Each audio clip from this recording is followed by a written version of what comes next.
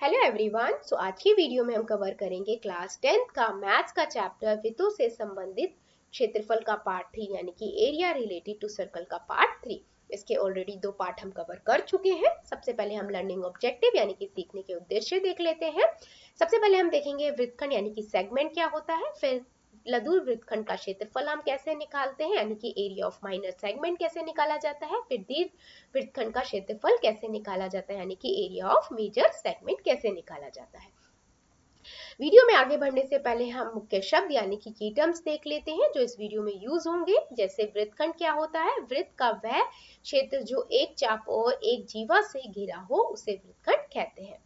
परिबग्ध त्रिभुज यानी कि वह त्रिभुज जो किसी वृत्त के अंदर होता है उसे परिबग्ध त्रिभुज कहते हैं। जीवा यानी कि किसी वृत्त की जीवा वह सरल रेखा है जिसके दोनों सिरे उस वृत्त की परिधि पर स्थित हो।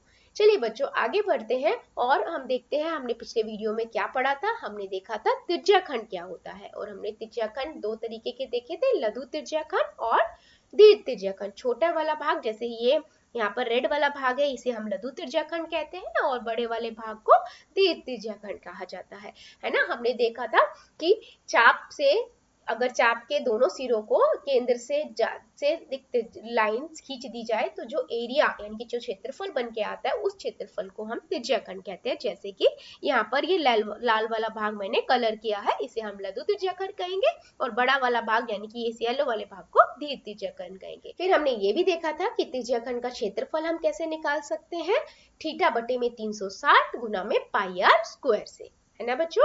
चलिए आगे बढ़ते हैं और अब देखते हैं वृत्तखंड क्या होता है। वृत्तखंड क्या है, यदि किसी चाप के दोनों सिरों को मिला दिया जाए तो वह वृत्तखंड कहलाता है। यानी कि अगर मैं एक चाप के दोनों वृत्त को दोनों सिरों को इनको मिला दूं तो जो ये वाला पोर्शन बेटा बन के आया इस पोर्शन को हम क्या कहेंगे, इस पोर्शन को हम कहेंगे वृत्तखंड। इसको भी वृत्तखंड कहेंगे और जो ये ऊपर बड़ा वाला पोर्शन अंदर है इसे भी हम क्या कहेंगे, वृत्तखंड कहेंगे। वृत्तखंड बच्चे 2 प्रकार के होते हैं, दीर्घ वृत्तखंड और लघु वृत्तखंड। कैसे, देखिए जो छोटा वाला पोर्शन कहेंगे लघु वृत्तखंड और जो बड़ा वाला पोर्शन है ऊपर वाला यानी कि जो ब्लू वाला पोर्शन है इसे हम कहेंगे दीर्घ वृत्तखंड। तो अब सवाल ये आता है कि वृत्तखंड का क्षेत्रफल हम निकालते कैसे हैं। तो बच्चे इसके लिए हमारे पास एक फार्मूला होता है, हम पहले फार्मूले को समझते हैं और उस पर आधारित कुछ क्वेश्चन करते हैं। वृत्तखंड का क्षेत्रफल निकालने के लिए हमारे पास एक फार्मूला होता है। क्या फार्मूला होता है, उससे पहले बच्चे हमें ये पता है कि त्रिज्याखंड को हम कैसे निकालते हैं। अगर मैं ये बोलूं कि मेरे पास ये लाल वाला पूरा पोर्शन एक त्रिज्याखंड है, मैं इसे ए ओ बी नाम दे देती हूँ। अगर मुझे ए ओ बी पूरे त्रिज्याखंड का क्षेत्रफल निकालना है तो मैं आराम से निकाल सकती हूँ बच्चों, है ना, निकाल सकती हूँ ना। कैसे, थीटा बटे में 360 गुना में पाई आर स्क्वायर, ये फार्मूला हम पढ़ चुके हैं। इससे मैंने पूरे का फार्मूले निकाल दिया। अब मैं अगर सोचो इस पूरे में से माइनस कर, इस त्रिभुज को माइनस कर दूं, देखा मैंने क्या किया, इस पूरे त्रिज्याखंड में से बेटा, इस पूरे त्रिज्याखंड में से अगर मैं त्रिभुज, जो कौन सा त्रिभुज, ये पूरा त्रिभुज दिख रहा है ना आपको, ओ ए बी या ए ओ बी, इसको मैं माइनस कर दूं, है ना, इसके क्षेत्रफल को माइनस कर दूं तो मुझे वृत्तखंड मिल जाएगा। ये वाला वृत्तखंड मिल जाएगा, लाल वाला पोर्शन जो दिखा है लाल कलर से कर रखा है, यही वृत्तखंड को हमें निकालना है, इसी का तो क्षेत्रफल हमें निकालना है। तो बस हम यही करेंगे। मुझे त्रिज्याखंड का फार्मूला पता है कि पाई थीटा बटे में 360 गुना में पाई आर स्क्वायर, इसको लगा दूंगी और इसमें से माइनस कर दूंगी त्रिभुज का क्षेत्रफल। अब यहाँ पर बात आती है कि मैम त्रिभुज का क्षेत्रफल हम क्या से निकालेंगे। तो बच्चे त्रिभुज का क्षेत्रफल आप ऐसे निकालोगे, आप लिखोगे आर स्क्वायर साइन थीटा बटे में 2 कॉस थीटा बटे में 2। कंफ्यूज नहीं होना है, ये क्या आर क्या है बेटा, यहाँ पर त्रिज्या है, ठीक है। अभी हम एक एग्जाम्पल करेंगे, आप और अच्छे से समझ जाओगे। आर क्या है, त्रिज्या का वर्ग, साइन थीटा क्या है, ये वाला एंगल, ये वाला एंगल जो भी होगा, और साइन थीटा बटे में 2 कॉस थीटा बटे में 2। अब इसकी वैल्यू जो है बेटा कहाँ से ये लिखोगे आप सभी ने त्रिकोणमिति पढ़ी थी ना, तो उसमें हमने टेबल पढ़ा था, ये टेबल याद है, नहीं याद है तो बेटा याद कर लेना, यहीं से हम वैल्यू को लेंगे। चलिए एक क्वेश्चंस करते हैं, उससे आपको ये और अच्छे से समझ आ जाएगा। तो मैं एक बार दोबारा से बता देती हूँ बेटा, किसी भी वृत्त का अगर मुझे वृत्तखंड निकालना है तो मैं कैसे निकालूंगी, पहले त्रिज्याखंड का पूरे का क्षेत्रफल निकाल लूंगी, यानी कि इस पूरे वाले भाग का निकाल लूंगी, उसके बाद उसमें से माइनस क्या कर दूंगी, त्रिभुज का क्षेत्रफल माइनस कर दूंगी। ठीक है, उसका फॉर्मूला क्या है, आर स्क्वायर साइन थीटा बटे में 2 कॉस थीटा बटे में 2। ठीक है, चलिए अभी क्वेश्चन करते हैं। कहता है यदि किसी त्रिज्याखंड का क्षेत्रफल 100 मीटर स्क्वायर है तथा परिबद्ध त्रिभुज का क्षेत्रफल 50 मीटर स्क्वायर है तो वृत्तखंड का क्षेत्रफल निकालिए। Very simple question. देखो क्वेश्चन में उसने क्या दिया कि एक त्रिज्याखंड का क्षेत्रफल पूरा, यानी कि लाल पूरे लाल वाले भाग का दे दिया 100 मीटर है। आप ध्यान से सुनना, उसके बाद उसने जो ये त्रिभुज है, त्रिभुज कौन सा है, सिर्फ जो येलो वाला भाग है उसका दे दिया। तो अगर मैं इस पूरे में से इस त्रिभुज को माइनस कर दूं बेटा तो मेरे पास क्या आ जाएगा, ये वाला आ जाएगा ना, लाल वाला पोर्शन, वृत्तखंड आ जाएगा। इसी वृत्तखंड का क्षेत्रफल उसने पूछा है तो बस मैं यही करूंगी। इस पिक्चर से मैं बस आपको यही दिखाना चाहती थी। यहाँ पर इस क्वेश्चन में उसने क्षेत्रफल ही दिया गया है तो हम फार्मूला थीटा बटे में 360 पाई आर स्क्वायर त्रिज्याखंड के लिए नहीं लगाएंगे, डायरेक्ट उसका 100 मीटर स्क्वायर लिख देंगे। ठीक है, चलिए तो यहां से मैंने सबसे पहले दिया है, लिख दिया त्रिज्याखंड का क्षेत्रफल और त्रिभुज का क्षेत्रफल। त्रिज्याखंड का क्षेत्रफल 100 मीटर स्क्वायर, त्रिभुज का क्षेत्रफल 50 मीटर स्क्वायर। 100 में से 50 गए 50 मीटर स्क्वायर मेरे पास क्या आ गया बेटा, वृत्तखंड का क्षेत्रफल। वेरी इजी है ना, बहुत इजी क्वेश्चन, सिंपल। इसने क्षेत्रफल तो दिया ही था, बस मैंने उसमें से माइनस कर दिया। ठीक है, चलिए एक क्वेश्चन और करते हैं। कहता है 14 सेंटीमीटर त्रिज्या वाले एक वृत्त में एक चाप केंद्र पर 90 डिग्री का कोण बनाती है। ये 90 डिग्री का है। त्रिज्याखंड का क्षेत्रफल 154 वर्ग सेंटीमीटर दिया गया है। संगत जीवा द्वारा बनाए गए वृत्तखंड का क्षेत्रफल निकालना है। मतलब देखो उसने क्या दिया, उसने पूरे त्रिज्याखंड का, त्रिज्याखंड क्या होता है बेटा सभी को पता है ना, ये पूरा त्रिज्याखंड, ये पूरा का क्षेत्रफल उसने आपको दे दिया कितना, 154 वर्ग मीटर सेंटीमीटर स्क्वायर। ठीक है, अब वो आपसे पूछ क्या रहा है बेटा, ये जो ब्लू वाला पोर्शन है, ये ब्लू वाला पार्ट है, इसका निकालना है। तो मैं क्या करूंगी, इस पूरे में से त्रिभुज का क्षेत्रफल माइनस कर दूंगी। बट मुझे त्रिभुज का क्षेत्रफल नहीं पता, बट मुझे त्रिभुज के क्षेत्रफल का फार्मूला पता है ना, बस मैं वो लगा दूंगी। ठीक है, तो सबसे पहले हम क्या लिखेंगे, दिया क्या गया है। देखो दिया गया है त्रिज्याखंड का क्षेत्रफल 154 सेंटीमीटर स्क्वायर, थीटा मुझे 90 डिग्री, त्रिज्या मुझे 14 सेंटीमीटर स्क्वायर। अब मैं यहाँ पर लिखूंगी वृत्तखंड का क्षेत्रफल। क्या फार्मूला होता है वृत्तखंड के क्षेत्रफल का बेटा, त्रिज्याखंड का क्षेत्रफल माइनस त्रिभुज का क्षेत्रफल। त्रिज्याखंड का क्षेत्रफल उसने दिया गया था तो मैंने 154 लिख दिया, माइनस में त्रिभुज का मुझे नहीं दिया गया, लेकिन मुझे फार्मूला पता है। फार्मूला क्या होता है, आर का वर्ग साइन थीटा बटे 2 कॉस थीटा बटे 2। थीटा की वैल्यू कितनी है, 90 डिग्री, तो बस लिख दो। यहाँ पर बेटा मैंने त्रिज्याखंड का फार्मूला क्यों नहीं लगाया, क्योंकि उसने क्वेश्चन में दिया ही दिया था क्षेत्रफल कितना दिया है ना, इसलिए मैंने यहाँ पर फार्मूला नहीं लगाया। तो आर कितना है बेटा 14, त्रिज्या 14 है ना, तो मैंने 14 का वर्ग किया गुना में साइन थीटा, थीटा कितना है 90 डिग्री, तो 90 बटे में 2 कॉस 90 बटे में 2। बस अब मैं इसे सॉल्व कर देती हूँ, वेरी सिंपल है ना। तो यहाँ से मेरे पास कितना आ गया, 154 माइनस 14 का 14 गुना में 14 कर देती हूँ।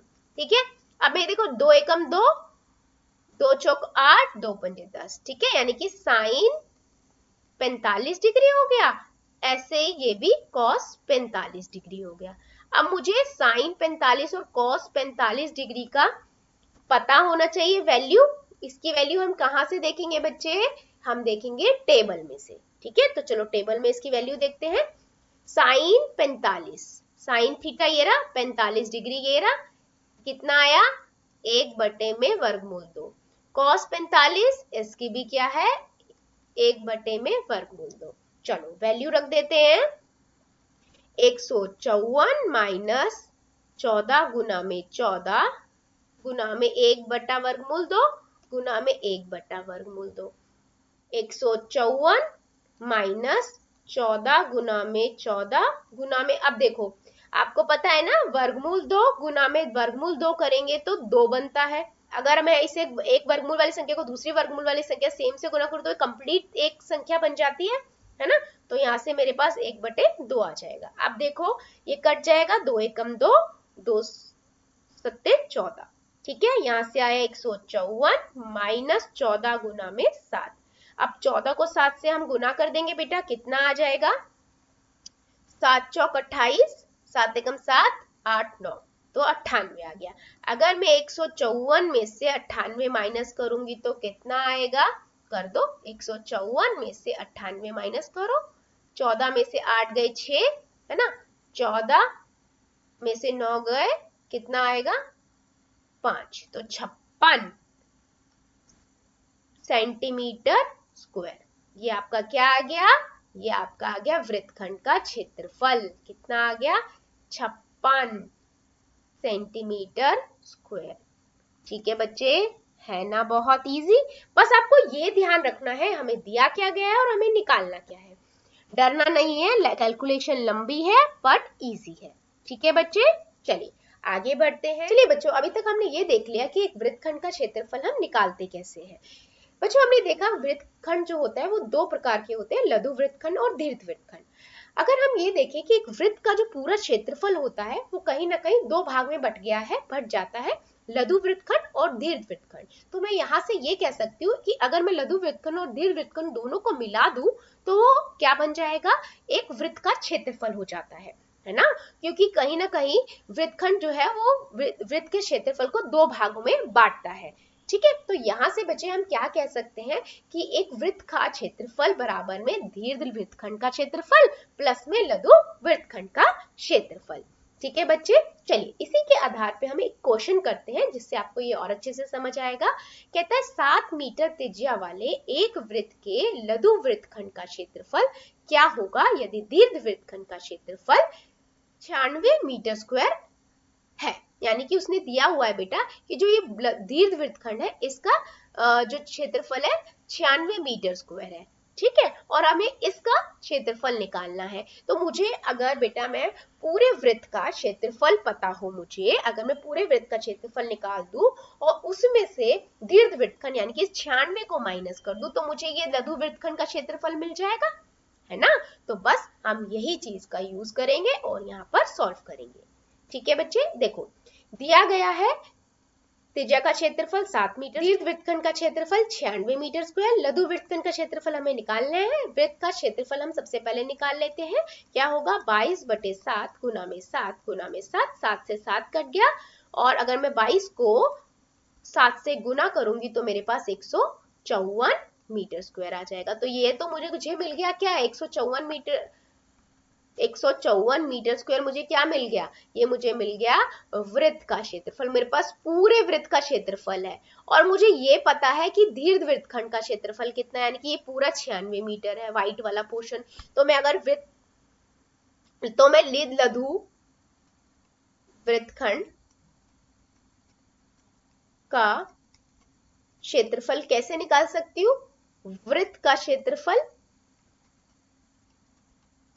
माइनस दीर्घ वृत्तखंड का क्षेत्रफल। और बेटा अगर मुझे लघु वृत्तखंड का क्षेत्रफल दिया है और दीर्घ का निकालना है तो भी मैं यही करूंगी, तभी मैं वृत्त का पहले क्षेत्रफल निकाल दूंगी, उसमें से लघु वृत्तखंड के क्षेत्रफल को माइनस कर दूंगी।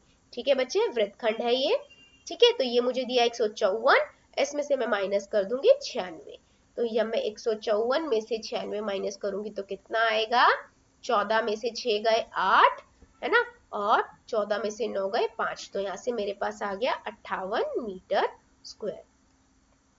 तो ये आपको बहुत अच्छे से याद रखना है कि वृत्त का क्षेत्रफल बराबर में लघु वृत्तखंड का क्षेत्रफल प्लस में दीर्घ वृत्तखंड का क्षेत्रफल। तो दोनों में से अगर एक दिया है तो मैं वृत्त के क्षेत्रफल में से उसको माइनस कर दूंगी और दूसरा निकाल लूंगी।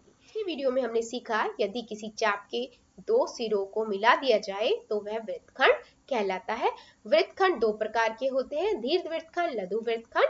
वृत्तखंड का क्षेत्रफल त्रिज्याखंड का क्षेत्रफल माइनस त्रिभुज का क्षेत्रफल। दीर्घ वृत्तखंड का क्षेत्रफल वृत्त का क्षेत्रफल यानी कि पाई आर स्क्वायर माइनस लघु वृत्तखंड का क्षेत्रफल होता है। आई होप ये वीडियो आपको समझ आई होगी। Thank you.